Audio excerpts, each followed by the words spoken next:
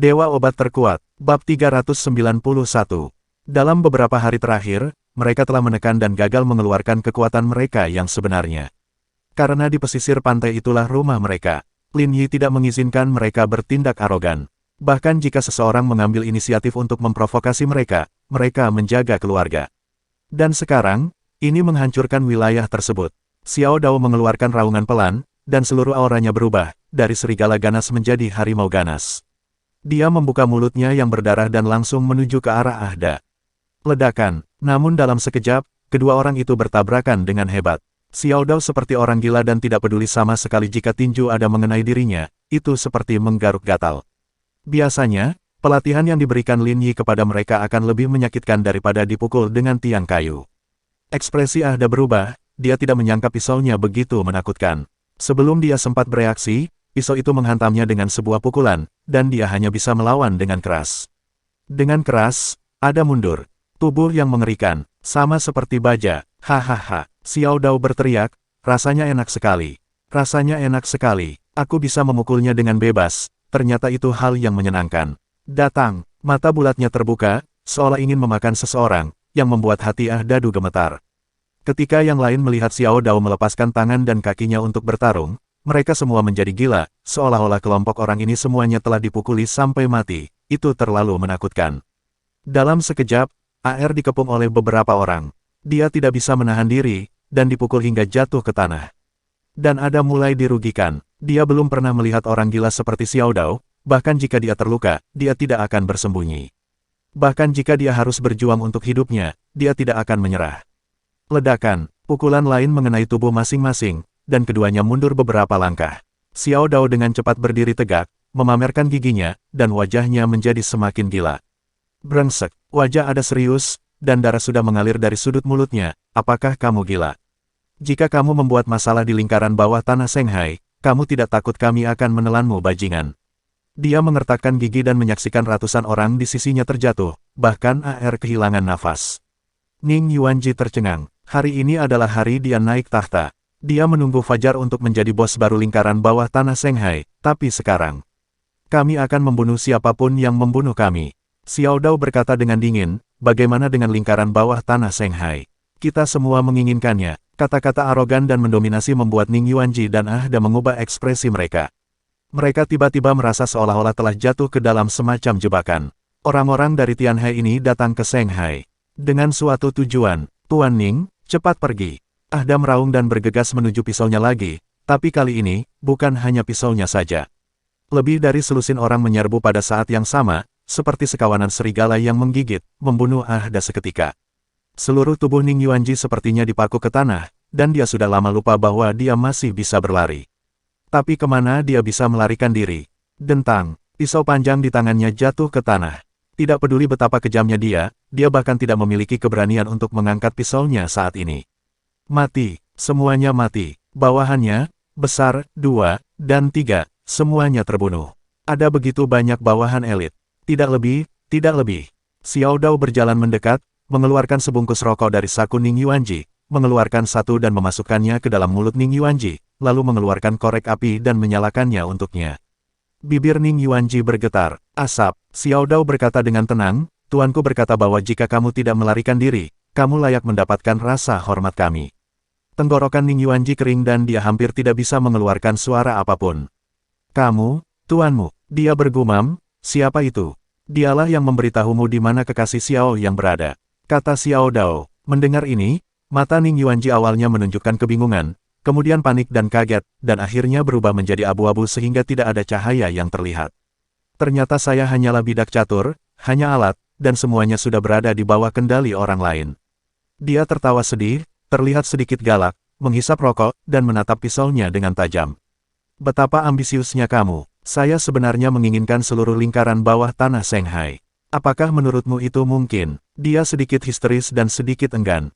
Xiao Dao mengulurkan tangan, mengeluarkan rokok dari mulutnya, melemparkannya ke tanah, dan bersenandung pelan. Apakah itu besar? Dia tiba-tiba meninju kepala Ning Yuanji. Dengan sekali klik, tengkoraknya meledak. Yang kami inginkan adalah seluruh dunia bawah tanah.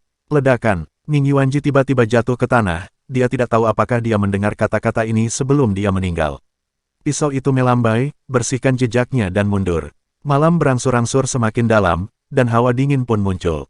Bau darah yang kuat memenuhi udara dan perlahan menghilang. Malam itu, banyak orang yang ditakdirkan untuk tidak tidur. Terutama orang-orang besar lainnya di lingkaran bawah tanah Shanghai. Beberapa orang duduk bersama, mengetahui bahwa setelah malam ini, Ning Yuanji akan mengambil alih dan menjadi bos baru lingkaran bawah tanah Shanghai. Begitu dia mengambil alih, dia tidak akan pernah mudah puas. Xiao yang sudah mati, dan Ning Yuanji lah yang melakukannya. Saya rasa kalian semua mengetahuinya. Seseorang berkata, ini adalah peringatan dan provokasi bagi kami. Kualifikasinya kecil, bisakah dia mengancam kita? Ada juga orang yang tidak percaya pada kejahatan. Ning Yuanji tidak punya dasar ketika dia membunuh kakak tertuanya sendiri. Dia membunuh seseorang yang berhati-hati seperti Xiao Yang. Apakah menurutmu kamu lebih berhati-hati daripada Xiao Yang? Sekarang dia sudah berkuasa, mari kita buat gagasan tentang bagaimana kita harus menghadapinya. Apakah dia mengakui bahwa dia telah naik kekuasaan atau memanggulnya? Kita tidak bisa menyembunyikannya ketika tiba saatnya untuk mengambil tindakan. Beberapa orang besar sedang mendiskusikan apakah akan bergabung dan menangani Ning Yuanji bersama-sama, karena mereka semua tahu betapa menakutkannya bintang yang sedang naik daun ini. Tiba-tiba, seseorang berlari masuk dengan cepat, tampak tergesa-gesa. Ada apa? Salah satu dari mereka mengerutkan kening dan bertanya dengan tidak puas, saya tidak melihat bahwa kita sedang mendiskusikan hal-hal penting. Ning Yuanji sudah mati. Itu seperti guntur yang meledak di telinga beberapa bos besar. Mereka tidak langsung bereaksi. Apa katamu? Saya baru saja mendapat kabar bahwa Ning Yuanji telah meninggal. Semua anak buahnya, besar, 2, dan 3, terbunuh.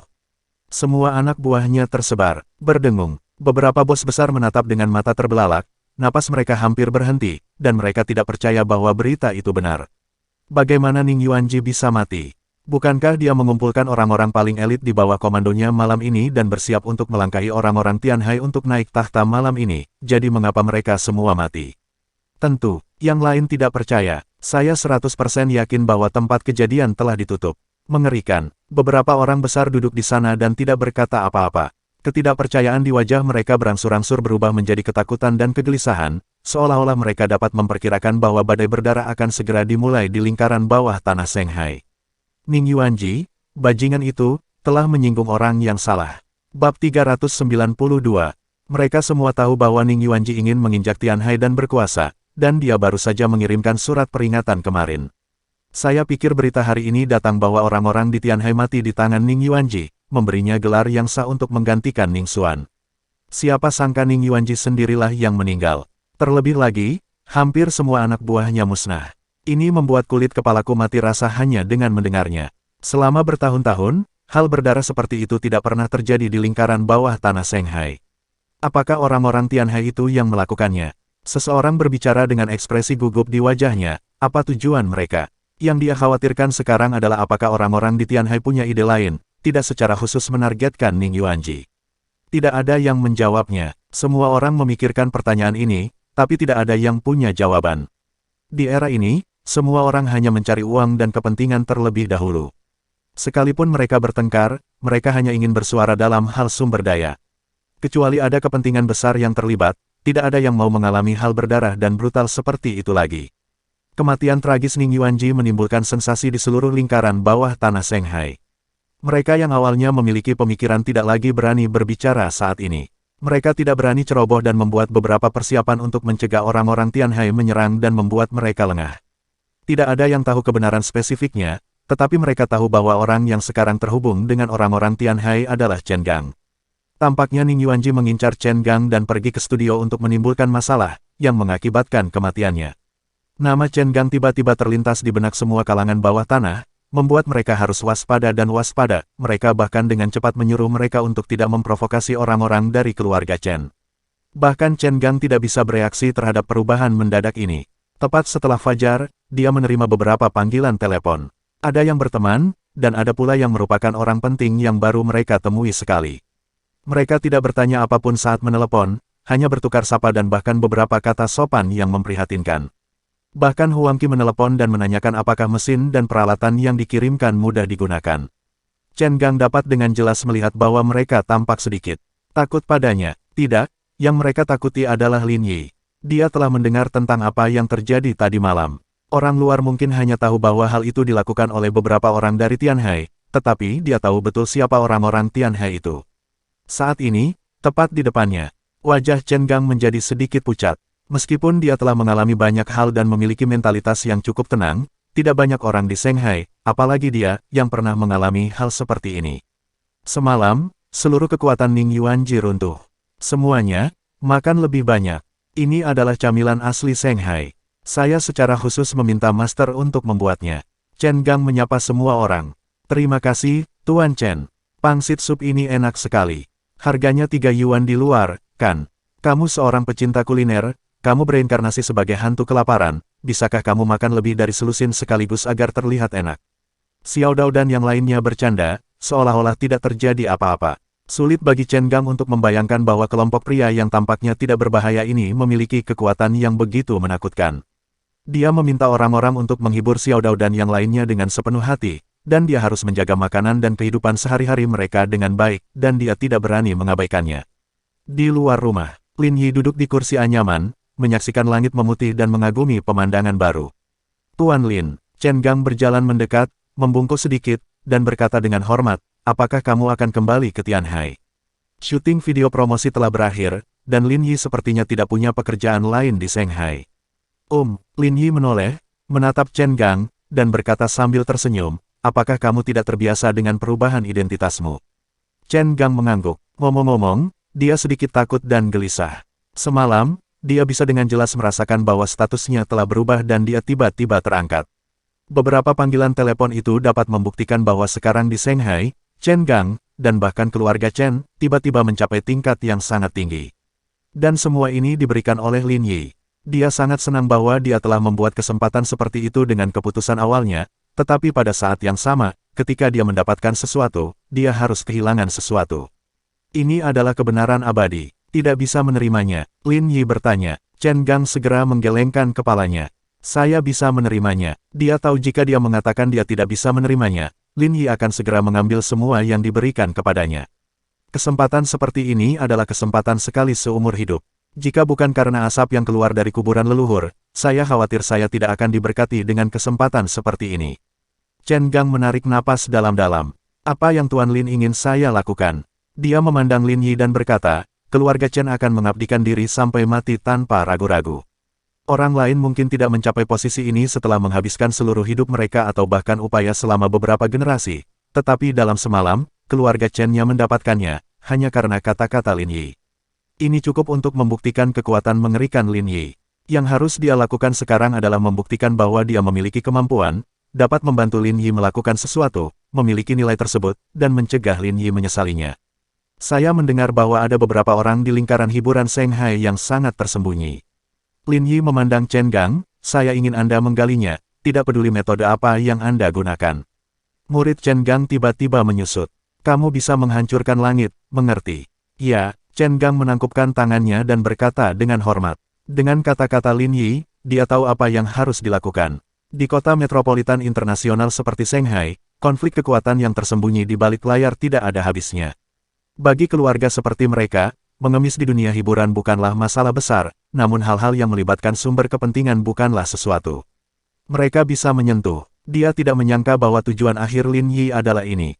Ambisi yang sangat besar. Lin Yi tidak berkata apa-apa lagi, bangkit dan berjalan kembali ke rumah. Kembali ke Tianhai, dia berbicara. Ya, Xiao Dao dan yang lainnya segera berdiri, berbalik dan pergi tanpa ragu-ragu. Chen Gang secara pribadi mengantar mereka keluar dan menyaksikan Lin Yi dan yang lainnya masuk ke dalam mobil dan pergi. Mereka berdiri di sana untuk waktu yang lama tanpa bergerak, seperti patung. Lebih jelas lagi bahwa apapun yang dilakukan keluarga Chen hari ini, mereka mewakili Lin Yi. Ayah, Chen Fan mengikutinya keluar, membuka mulutnya, tetapi berhenti berbicara. Tuan Lin dan yang lainnya akan pergi. Chen Gang menoleh untuk melihatnya. Kamu adalah pahlawan keluarga Chen kami. Jika Chen Fan, seorang pria konyol, tidak secara tidak sengaja memprovokasi Lin Yi, keluarga Chen mungkin tidak memiliki kesempatan ini. Kekayaan diperoleh melalui bahaya. Risiko ini hampir menyebabkan keluarga Chen hancur dalam sekejap. Chen Fan sedikit panik. Dia tidak tahu apakah Chen Gang memujinya ketika dia mengatakan ini atau sesuatu terjadi lagi. Ayah, kesalahan apa yang aku lakukan? Dia bertanya dengan hati-hati. Kamu melakukan kesalahan sebelumnya, Chen Gang berkata, tapi sekarang, kamu tidak punya kesempatan untuk melakukan kesalahan. Apakah kamu mengerti maksudku? Chen Fan terkejut. Dia menatap Chen Gang dengan tatapan kosong, menatap mata yang serius itu, dan sepertinya tiba-tiba mengerti apa yang dimaksud Chen Gang dengan perkataannya. Dia tidak punya kesempatan untuk melakukan kesalahan, begitu pula Chen Gang. Dering, dering, dering. Ponsel Chen Gang berdering lagi, dia mengeluarkannya dan melihat nomornya. Matanya langsung berubah, dan dia memancarkan aura yang kuat. Bersambung.